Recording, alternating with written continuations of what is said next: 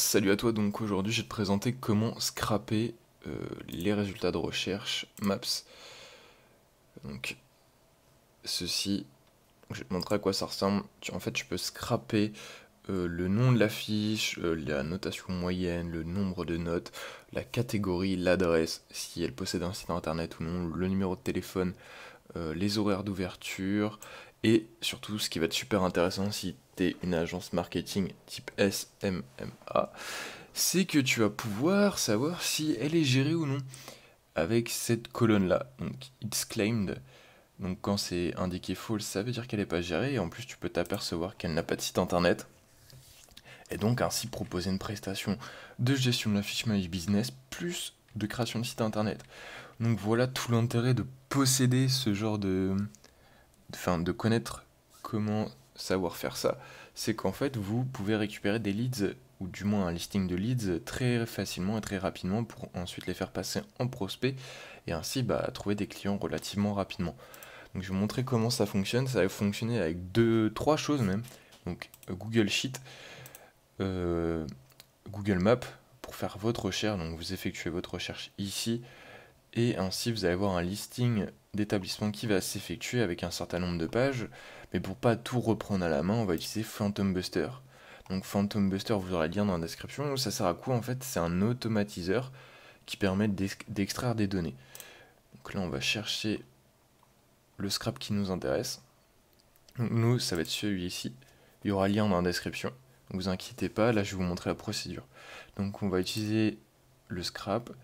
Donc ici, vous allez voir, c'est très simple. Vous copiez, vous effectuez votre recherche, vous la copiez, vous la collez ici. Ici, vous inscrivez bien FR pour indiquer qu'en gros, c'est des recherches françaises que vous souhaitez.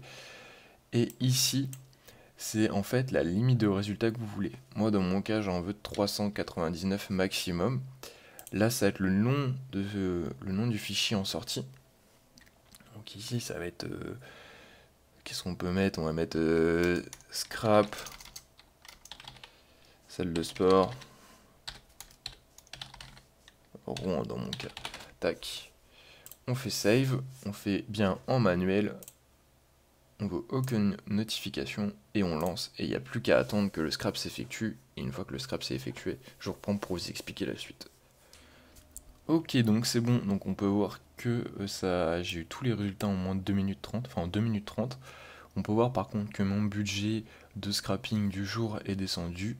Donc oui, il faut savoir que Phantom Buster fonctionne sous forme de budget. Donc vous avez un budget de scrapping.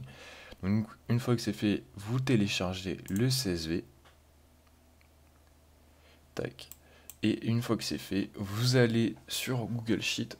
Pourquoi? Parce que le scrapping, enfin le traitement de données va être beaucoup mieux qu'Excel, il va se faire en automatique, donc c'est 10 fois plus pratique. Donc voilà, vous ouvrez. Et maintenant, vous n'avez plus qu'à faire votre tri pour segmenter ou du moins mieux traiter les données que vous avez eues. Moi, je sais que je fais un tri assez énervé sur certaines choses. Tac. Au final, moi, ce qui m'intéresse, c'est de savoir si elle est traitée, enfin, si la page My Business est gérée ou non. Donc, ce que je fais, c'est que je filtre. Vous gérez aussi si elle a un site internet ou pas. Vous effacez, vous sélectionnez vide, et ici vous sélectionnez false. Et ainsi vous avez toutes les salles de sport ou orientées fitness, enfin tout ce qui touche au domaine du sport de la ville de Rouen qui ne gèrent pas leur fiche My Business et qui n'a pas de site internet. Donc à partir de là, vous pouvez ainsi les prospecter et dire pourquoi vous gérez pas votre fiche, etc., etc. Après, à vous de faire votre travail de commercial pour transformer ces leads en prospects. Donc voilà pour ce petit tuto, j'espère que ça aura pu vous aider. La prochaine fois, je vous montrerai comment à partir des sites internet qu'on a pu scraper grâce à Google My Business, on peut récupérer les adresses mail, donc faire du call mailing. Donc ça, c'est la prochaine étape des tutoriels de la chaîne. Merci de ton écoute et à la prochaine.